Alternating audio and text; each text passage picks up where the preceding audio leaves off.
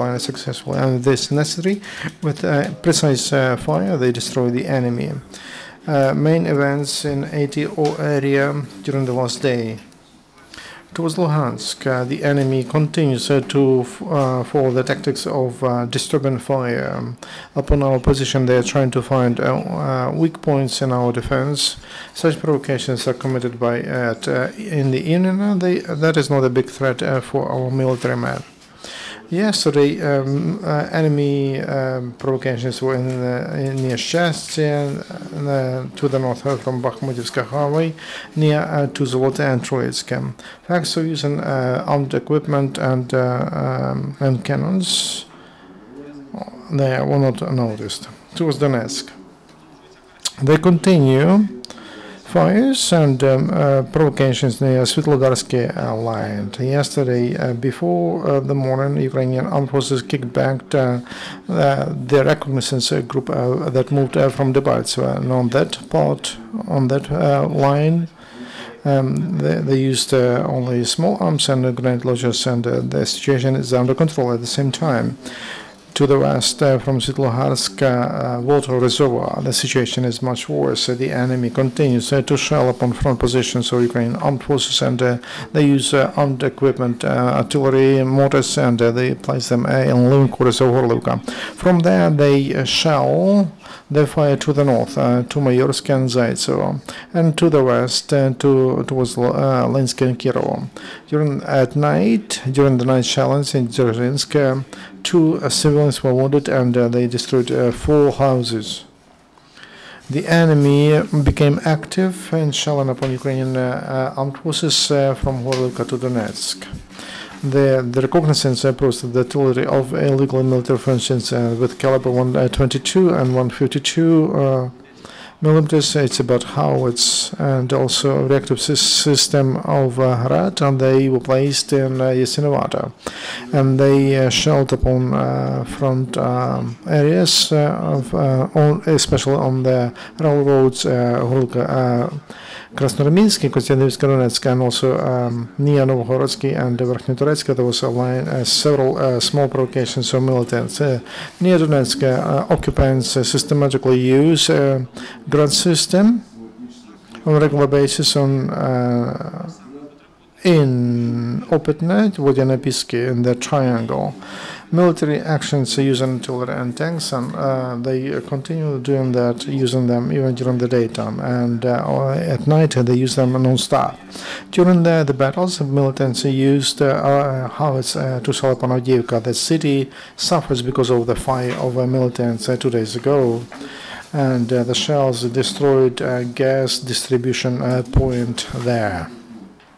In result of this barbarian shelling, almost 500 families left without gas supply.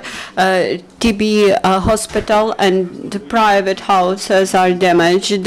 Near Krasnogorievka and Mariupka villages continues combats between militants and ATO forces, and shelling from the heavy equipment has very difficult results because of very close location of houses.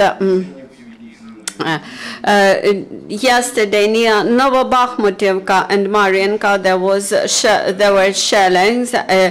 In the past there was quiet situation here.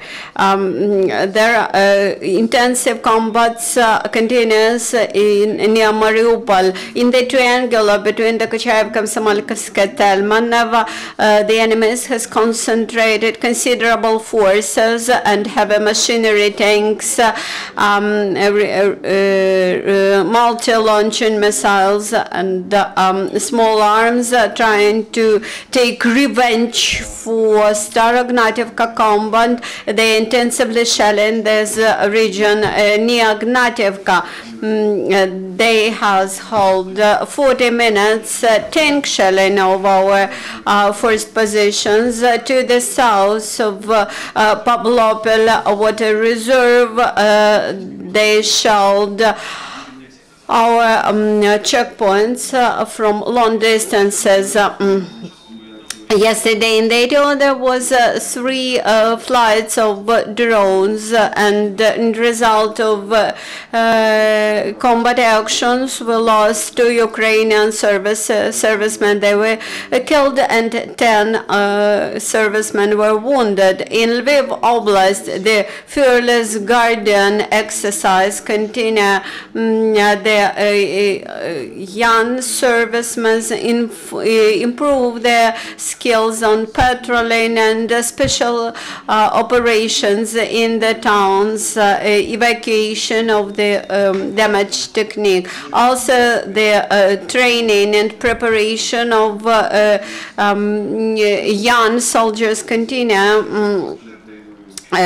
Such exercises are called near Kharkiv, and the ATO experience has considerably changed the training program. Ukrainian border guards has detained the clergyman of Ukrainian Orthodox Church of Moscow Patriarchy who worked for the enemies. He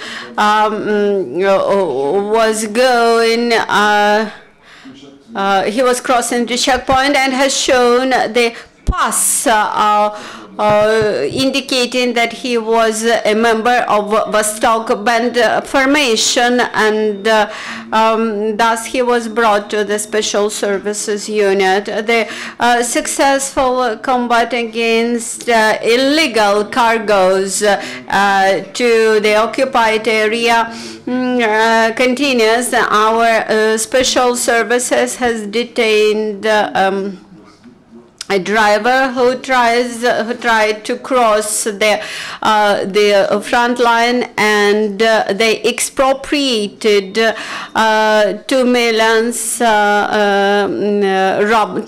rubles, $23,000, and 30 plastic cards of various banks. You have mentioned shellings from tanks. Could you mention the general number?